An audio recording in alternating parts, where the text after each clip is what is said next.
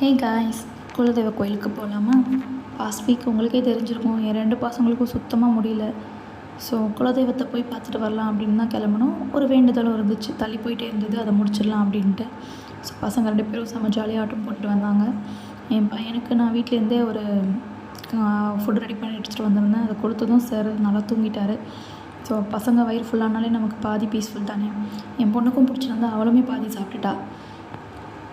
நீங்கள் எத்தனை பேர் உங்கள் குலதெய்வ கோயிலுக்கு உடம்பு சரியில்லைனா போவீங்க அப்படின்னு கமெண்ட் பண்ணுங்கள். ஸோ எங்கள் குலதெய்வ கோயில் வேலூர் கிட்ட இருக்கிற வெட்டுவானம் எல்லையம்மன் கோயில் தான். யாருக்கெல்லாம் இது குலதெய்வ கோயில்னு சொல்லுங்கள். உங்கள் குலதெய்வ கோயில் எதுன்னு கமெண்ட் பண்ணுங்கள். இன்றைக்கி கூட்டம் கொஞ்சம் நார்மலாக தான் இருந்தது. நாங்கள் மாட்டுப்பொங்கல் அன்றைக்கி தான் போயிருந்தோம். ஸோ நல்ல தரிசனம் கிடச்சிது. அங்கேருந்து பக்கத்தில் இருக்க கோயிலோட சார்ந்தது தான் புத்துக்கோவில் போயிட்டு பொங்கல் வச்சு நல்லபடியாக சாமிக்கிட்ட வேண்டிக்கிட்டு சந்தோஷமாக திரும்பி வந்தோம்.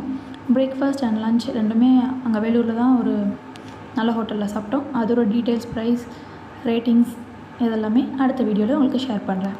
தேங்க்யூ.